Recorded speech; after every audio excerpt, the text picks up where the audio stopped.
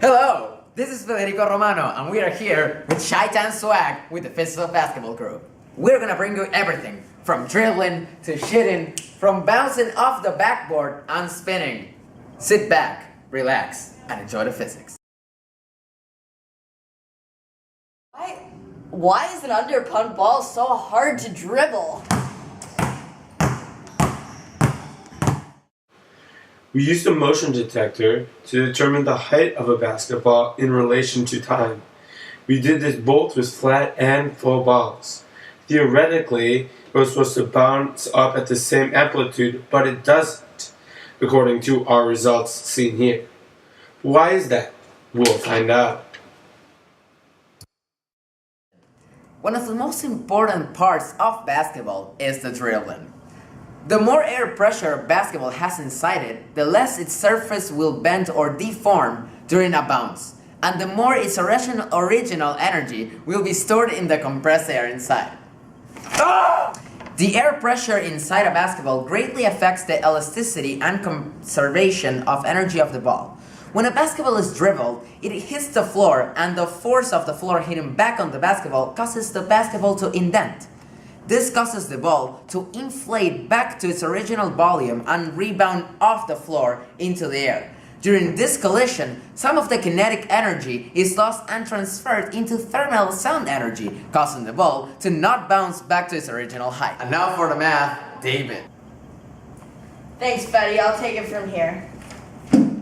In real systems, objects do not bounce continuously at the same amplitude. Eventually, the object dies down and stops moving. This is due to the fact that certain objects, like a flat basketball, are not very efficient at storing and releasing energy. To find out how much energy is lost, we look at the dampened harmonic motion equation, or the addition of the springing equation that I have written down on the board. We use two formulas for the dampened harmonic motion. We can use a force formula, which equals mass times acceleration, or in spring form, which we use, is negative kx, k being the spring constant and x being position of the ball, minus b times dx dt, b being the drag coefficient and dx dt being the velocity. Also, x, in our case, is the height of the ball as it bounces. The second formula that models the path of the bouncing ball, where we find that x, or in our case y as its height, is equal to a e to the negative b over 2m times t cosine omega t plus phi.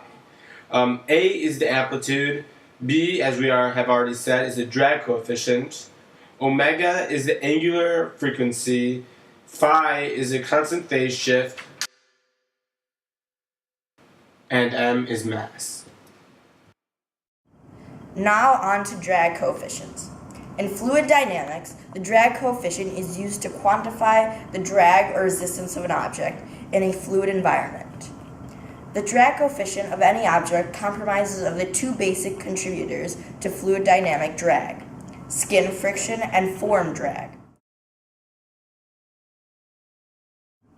In a free throw shot, how do you find the range and distance of the shot at any given point? Also, how do you determine the best strength to shoot the free throw? Yeah. Excellent question, Fede! First, we must derive the range and the height of the ball. To do this, first we need to solve for the change in x. We get the change in x is equal to 2 vi squared cosine theta sine theta all over g. The change in y is equal to viy squared over 2g. Now, if you come along with me, we're going to get to the bulk of the question. What we need to determine is the optimum angle and velocity of the shot, or the optimum initial velocity. We want to make it so that we use the least amount of energy or the least amount of velocity to get to the basket to make it. Alright, so we use a lot of formulas and it would take forever to explain it, so I'm just going to skip ahead a little bit. Tan theta is equal to v initial squared plus the square root of v initial to the fourth minus 2gy v squared minus g squared x squared all over gx. All right. We know that already from past things that we want the ball to go 4.267 feet, or meters I should say, meters forward and 1.25 meters above where I release it. All right? Now, if you remember correctly, we want to have the optimum velocities. To do that, we want to make tan theta as low as possible. To do that, we make the square root equal to 0 so that we can get the least amount of it. And using that formula, we get the velocity optimum is ending up being 7.475 meters over seconds. Now, now if this is equal to 0, we also get that tan theta is equal to velocity initial squared over gx, as this is equal to 0. Using that, simplifying it into a formula, tan theta optimum is equal to tan y over x plus secant y over x. We plug in what we already know over here to get that the optimum theta is equal to 53.392 degrees. Thank you.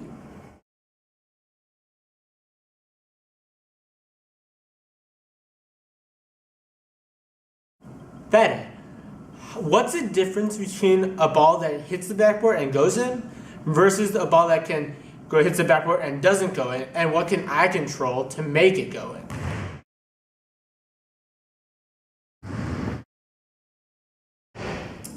Muy buena pregunta. The first thing we can do to answer this question is to explain the path of the ball after this shot. When the ball is first released from your hands, it travels to the hoop at an angle theta and a certain velocity. It travels in a vertical and horizontal direction. For our equation, the y of the ball going in and the y of the ball going out will stay the same when it hits the backboard. However, the angle and velocity will be different. They will determine if the ball goes in. Using these two formulas that we found in question number 2, we can determine the angle and velocity of the ball when it hits the backboard. This will determine if the ball goes in or out. So, what are the pros and cons of spinning? And why is spin only relevant when you hit the backboard?